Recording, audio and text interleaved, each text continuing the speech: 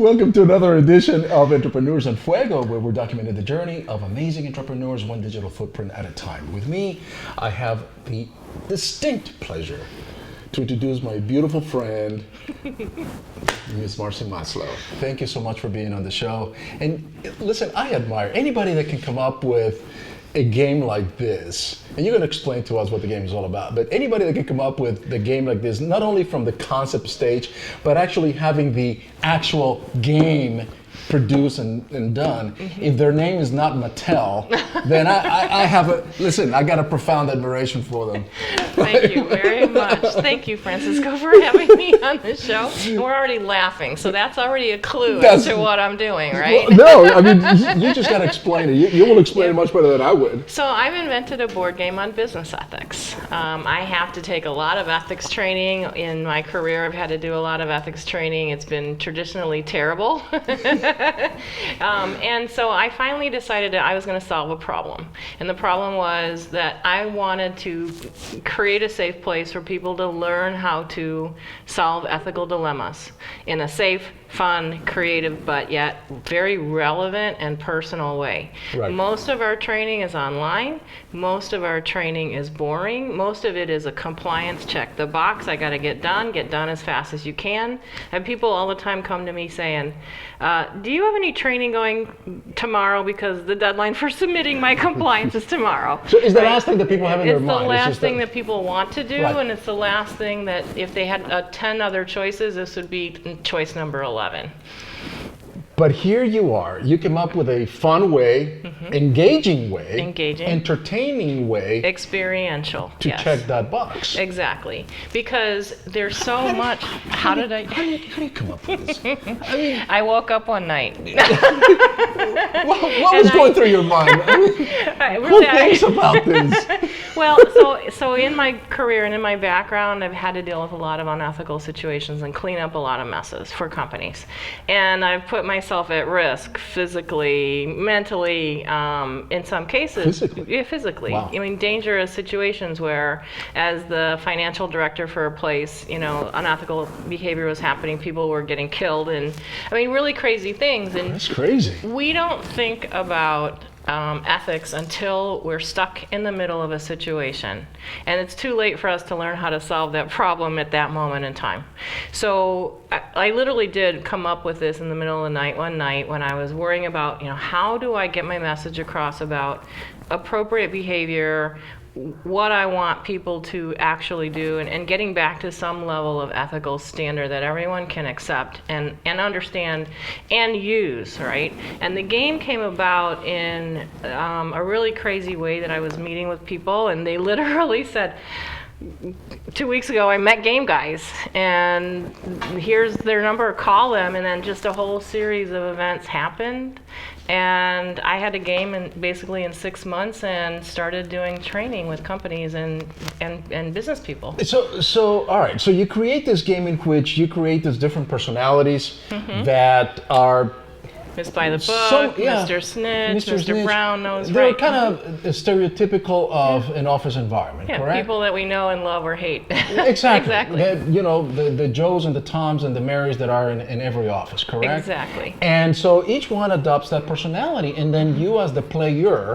then adopt that personality. Right. And you're provided questions. Right. And with that alter ego, basically you answer that question. Right. Correct? That's how we create a safe environment. So it's no longer Francisco and Marcy. It's Miss By the Book or Mr. Snitch right. answering a question like, you're asked to do something illegal by your boss, and your boss pays your paycheck, and how do you answer that question? Or a customer pays you twice and you don't have the cash to return the check, so you don't tell the customer about it and they find out about it. Or you're using company resources, you take the toolbox home, or you print things on the copier, or you use company resources on company time instead of doing your work. All of these are ethical dilemmas that most people actually don't see as ethical dilemmas. They are there are various different interpretations of what those situations are, but they all have a values component of integrity, accountability, trust, teamwork, honesty, right? And so Right. we create the space to have a conversation about those kinds of situations and how you'd solve them. So, all right. So, you get people to play this game, and it all starts very nice and good. Do people actually cheat? Yes, they on do. this game? Yes, they do. I have had teams cheat. This is a game, so you earn points or lose points based on your behavior. But cheating in the ethics game, They it's cheated. kind of It's ironic, isn't it? Yeah, people have cheated in the game to win a certificate of most ethical team. how do you, and you, of course, you catch them. I mean, Well, I have not always caught them, Oh, so that's well. been the challenge. But I've had other people come up to me in the workshop and say, "Did you know?" And Mr. Snitch cheating. Yeah, and that's a teachable moment in the moment. The beauty of using a game, the business world calls it gamification. The beauty of using a game is that you can create a subculture or a defined environment, and then you can define what is acceptable, what is not, and you can actually see right then and there what the consequences are, how people react to you, what choices you have, and you can actually resolve real life situations in the context of a game where you're not going to lose money, you're not going to lose time, you're going to protect your business reputation, protect your employees, and you're going to also create a culture that you have more loyal followers, customers, vendors, employees, leaders, and owners, and you get a higher productivity. So that's what I really do in the game. It's much more than an ethics training. It's also business training and leadership development and team building and communication and decision making. Oh my God, right? You have to have had so much of an experience throughout your journey. I mean, and I'm talking about maybe even life or death, like you're talking about, where you didn't have the benefit of the game. You did. I mean, this was real life. In I real- have to make a decision that is Right. going to maybe even affect Right. not only my personal Right. safety, In real life, I've been asked to falsify financial information. I've been asked to write bribery checks. I've been a lot of things. So these are real life and these are like big situations. companies. This These is are not with- just the No, mom yeah. and pop and No, these are big companies. This is big, and you find yourself in positions where if you don't do some of these things, the consequences are huge. In one case in particular, I was actually asked to write a bribe check, and I was told that if I didn't write the check, that the permits for that business to operate would be yanked, and that business would close, and the consequence would be potentially shutting down a very large organization.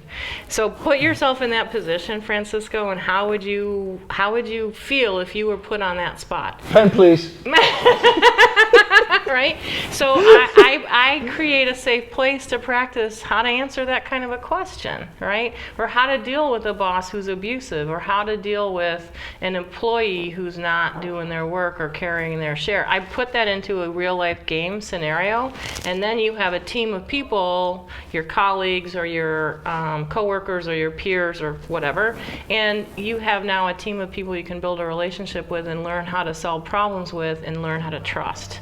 And so that's the fun part. But yes, a lot of the scenarios are based on real life situations and not just the simple, I took a pencil out of the supply drawer. These are sometimes really big issues people put themselves into. Somebody taking paper clips or copying the Yeah. church function Yeah. in the photocopy machine that is ran by the company. Yeah. That's stealing. Yeah, and it depends on your interpretation, right? Because there could be other elements or other interpretations. You might think it's stealing, but the boss may have given that person permission to use the company resources, and you're just walking by and seeing something and making interpretation on your own culture, your own background, your own experience, right? So what I do is I help people broaden their mind a little and see a little bit bigger picture and get curious and get facts before jumping to a conclusion that creates an ethical dilemma for everybody. The game is the E factor. E factor, Yeah, and that's the ethical game. the ethical factor. and people can find the advice for companies that are starting out. I think that they should all go through this little training. Right. My passion is really trying to help small businesses as they're growing to set an ethical culture from the beginning. That means setting your definition of what ethics is, setting parameters of acceptable behavior. That was not acceptable behavior. But then again, hey, we're this playing is a game, Entrepreneurs so and Fuego. there you go. That's a game. So I'm ready for pretty much everything. So small companies, to your point, so small companies should have something like this with the same impetus as Right. they are designing their logo and their brand and their marketing campaign. As you and grow, everything else. you need to bring on the right people. And we've learned that it's very costly to have turnover or hire the wrong people. As we grow, we need to learn how to qualify vendors.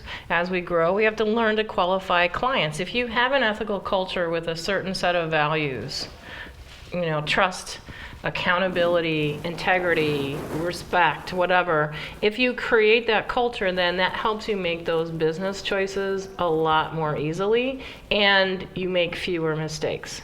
You give workshops and seminars. I do workshops and seminars. I speak on a national basis.